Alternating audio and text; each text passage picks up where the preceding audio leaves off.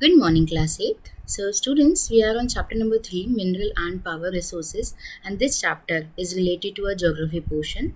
And we have done the definition, or we can say the introductory part of this chapter, which is mineral and power resources. We have also done with the types of minerals. We have also done mineral can be extracted by these 2 or 3 processes which we have, which I have explained to you. I think with the help of this diagram also. So in the previous class पिछली class में हम लोग distribution of minerals देख चुके थे, जिसमें हम लोग 7 कॉन्टिनेंट्स को एक तरीके से ध्यान में रखते हुए हम लोगों ने सारे के सारे उन मिनरल्स के डिस्ट्रीब्यूशन देखे थे और हमने यूजेस ऑफ मिनरल्स भी देख लिया था, कंजर्वेशन ऑफ मिनरल्स भी देख लिया था। आज की क्लास में हम लोग एक नया टॉपिक स्टार्ट करेंगे, जिसका मतलब है आज की क्लास से पहले भी हम लोगों ने टॉपिक क्लियर कर चुके हैं, पावर रिसोर्सेज भी थोड़ा बहुत कवर अप कर चुके थे, जिसमें हम लोग कन्वेंशनल रिसोर्सेज की तरफ बढ़े थे। पर जो पावर रिसोर्सेज है वो 2 तरीके से डिवाइडेड है। यहाँ पर जो सोर्सेज ऑफ एनर्जी है, जहाँ से हमें एनर्जी मिलती है, सोर्स वहाँ के कौन से हैं, सूत्र कौन से हैं। So those are conventional sources and non conventional sources. And then conventional sources, the firewood we have done. Now we will start our next topic which is coal. So let's start with our today's topic. This is the most abundantly found fossil fuel. Fossil fuel कैसे होता है? Fossil fuel जब आपकी चलो पहले ये पढ़ लेते हैं, उसके बाद एक संग डिस्कस करेंगे। यूज़ सबसे पहले मैं आपको ये बता देती हूँ, for this topic you have to come to which page number. For this topic, for this coal topic, you have to come to page number 28. Here you can see, here is coal. So कोयला बनता कैसे? कोयला एक source of energy है, वो बात बिल्कुल सही है, पर कोयला बनता कैसे और कोयले का हम लोग यूज़ कहाँ कहाँ लेते हैं, और कोयला कैसा फ्यूल है? फॉसिल फ्यूल है। बनता किससे है? नीचे एक डायग्राम है, उसकी मदद से आप लोग देख सकते हैं। पर पहले हम ये पूरे स्टडी मटेरियल को रीड कर लेते हैं, उसके बाद हम लोग आपको ये पूरा पॉइंट कवर अप करेंगे। This is the most abundantly found fossil fuel. ये याद रखिएगा कि जो कोल है वो एक फॉसिल फ्यूल है।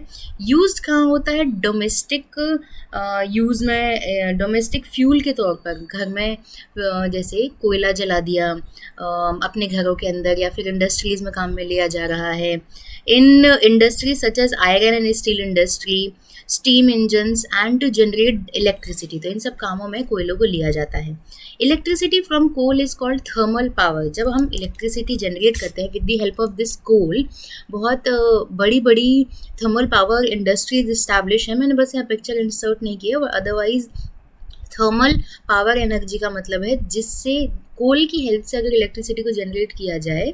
तो हम सभी ने गदर मूवी देखी होगी। गदर मूवी में किस तरीके से जब एंड का जो सीन होता है वो ट्रेन सीक्वेंस होता है, तो उसमें ट्रेन को तेज़ी से चलाना होता है। तो उस तेज़ी से चलाने के लिए क्या किया जाता है? कोयलों को डाल दिया जाता है, डाला जाता है, डाला जाता है, डाला जाता है, डाला जाता है। तो ट्रेन को तेज़ी से चलाने के लिए उन्होंने क्या किया? कोयला डाला, एनर्जी मिली। वो पहले इस तरीके से कोल की मदद से ही आप लोगों की जो रेलवेज़ हैं वो काम करती थी।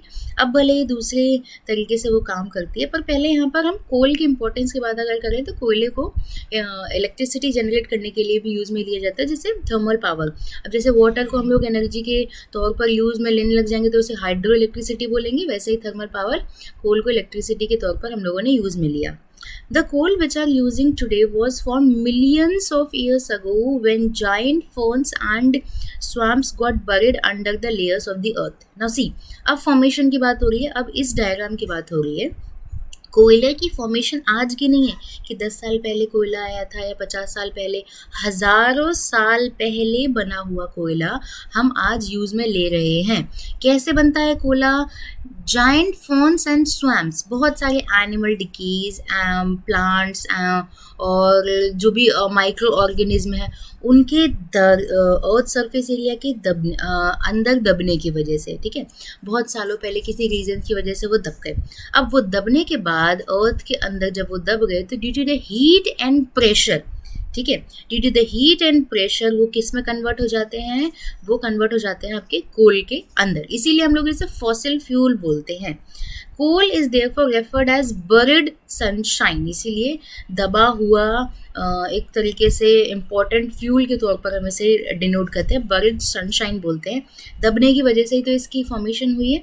The leading coal producer of the world, अब देखते हैं कौन कौन जो कोयला है उसका उत्पादन करते हैं। चाइना, यूएसए, उत्पादन तो नहीं बोलेंगे हम लोग, उत्पादन तो उन्होंने नहीं किया, वो तो अपने आप हुआ है, वो उसको बस एक्सकेवेट करके निकाल रहे हैं एक तरीके से।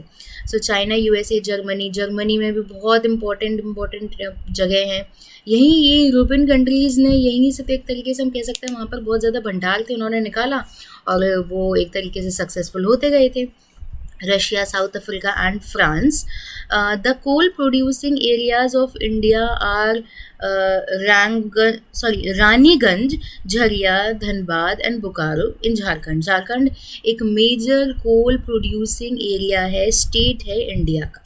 So by this topic we have completed coal. I hope you all have understood this topic very well.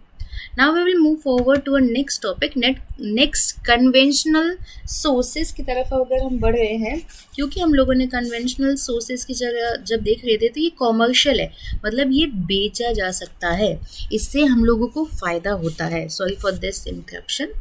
Yes, so पहला हम लोगों ने कॉमर्शियली देख लिया था, नॉन कॉमर्शियली हम लोगों ने देखा था फायरवुड। आपको ऐसा नहीं है कहीं डिग करके निकालना पड़ रहा है, वो ज़मीन पे लकड़ी पड़ी है, आप उसको यूज़ में ले लो अपने जलाने के लिए। Firewood we have done, coal we have done, now we are moving forward to petroleum. What do you mean by petroleum? So the petrol that keeps your car running as well as oil that keeps your cycle from skewing both began as a thick black liquid called petroleum. So what do you mean by petroleum? जिस petrol से आपकी गाड़ी चल रही है या फिर कोई भी ऐसा oil, because of that it keeps your cycle from स्क्विंग, मीन्स जंग लगने से बचा रही है, या फिर उसमें ऑयलिंग आप करते जाएंगे तो वो एक जगह से दूसरी जगह आप जा सकते हो, ट्रैवल कर सकते हो, जंग लगाने से बचने की बात यहाँ पे नहीं है। So as well as the keeps your cycle स्क्विंग both begin as a thick black liquid. दोनों की दोनों किससे स्टार्ट हो रही है? आपकी थिक ब्लैक लिक्विड, जिसे हम काला तेल बोल रहे हैं यहाँ पर। तो अगर मैं यहाँ पर एक पॉइंट को और एक्सप्लेन करना चाहूँ तो हम लोग करेंगे यहाँ पर एक बार वेट फॉर अ वाइल, स्क्वीइंग को एक्सप्लेन, कि अगर आपकी गाड़ी आवाज़ कर रही हो तो आप उसको उसमें ऑयल डालें और फिर वो क्लीन अप हो जाए। इट इज़ फाउंड, अब देखिए जैसे कोल मिल रहा था हम लोगों को बरीड, अंदर दबा हुआ मिला था, वैसे ही जो पेट्रोलियम है ना वो भी अर्थ सरफेस के अंदर हमको मिलता है। It is found between the layers of the rocks and is drilled from oil fields located in offshore and coastal areas, then sent to refineries which process the crude oil and produce a variety of products like diesel, petrol, kerosene, wax, plastic and lubricants.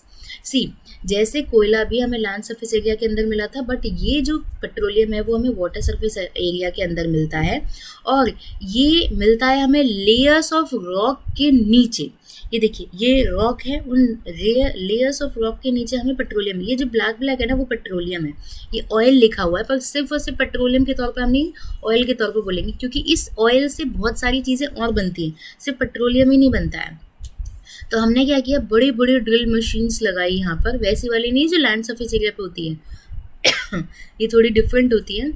सो बड़े बड़े drills लगाए हम लोगों ने oil fields के अंदर, हमें पता चल गया कि यहाँ पर ऑयल है, तो लैंड सरफेस एरिया में भी हम लोगों ने ड्रिल्स लगा दिया, वाटर सरफेस एरिया में भी ड्रिल्स लगा दिया, दोनों जगह मिल रही है। जैसे अभी बीकानेर की मैं बात करूँ, पचपत्र रिफाइनरी बहुत ज़्यादा फेमस है, इस हिसाब से वहाँ पर भी बहुत ज़्यादा ऑयल के भंडार हमें देखने को मिले।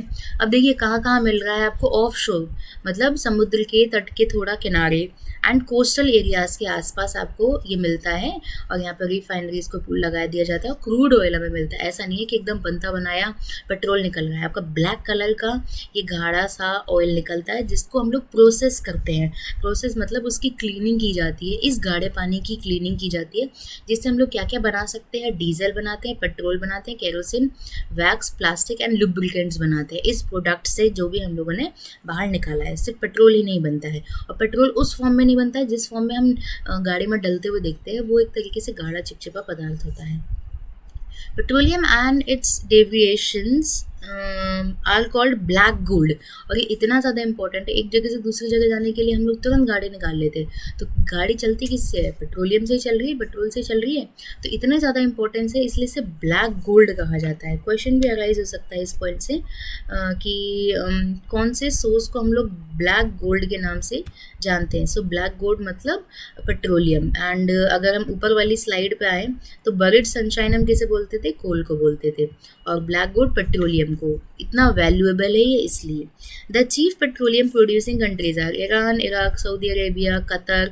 The other major producers are USA. ये सारी कंट्रीज़ के नाम है। और अगर मैं इंडिया की बात करूँ तो इंडिया में डिगबोई जो कि असम में है, वहाँ पर ना जब पेट्रोलियम के भंडार हमें देखने को मिले थे तो उसको ऐसा बोला गया था, डिग करिए, डिग करिए, डिग बॉय, डिग बॉय। जो बॉय है वो उसे डिग कर रहे हैं, मतलब खोद रहे हैं, तो उस जगह का नाम डिग बोई इस वजह से पड़ गया था। सो बॉम्बे हाई मुंबई में, ये अंबानी के जी के अंदर में है। और and deltas of Krishna and Godavari reverse. तो यहाँ पर इंडिया में पेट्रोलियम के खूब भंडार हमें देखने को मिलते हैं। और अभी यहाँ पर बीकानेर भी मैं ऐड ऑन कर देती हूँ। बीकानेर के पचपत्र रिफाइनरी में भी आपको पेट्रोलियम के बहुत सारे भंडार मिले हैं, जिसके लिए वहाँ पर एक रिफाइनरी लगाई जा रही है ताकि वहाँ से एक्सट्रैक्ट किया जा सके पेट्रोलियम को। So by this topic we have completed two types of conventional sources, which is in the category of commercially used. These two resources are commercially used. Coal is commercially used, and petroleum is also commercially used. So I hope you all have done with this paragraph. Now you have to write down one question, that which answer the following, ये पहला question होगा। उसके बाद नीचे लिखना है which conventional resources is known as buried sunshine, point number 1, and which conventional sources is known as black gold. ये लिखने के बाद उनके नीचे उनके आंसर लिखने, जो कि just we have done right now. I hope you all have understood what we have done in this class. So that's it for today's class. Thank you. आप सभी को अपनी होमवर्क इस ज्योग्राफी कॉपी के अंदर करना है। We are on chapter number 3। ये ज्योग्राफी की कॉपी में 2 पोर्शन है, लाइनिंग वाला portion and white colour portion. White colour portion में जब मेरे को करवाना होता है मुझे काम, तो मैं आपको पहले से बता देती हूँ। तो ये वाले काम जो है वो आपको राइट हैंड साइड डायरेक्शन में करना है। Thank you.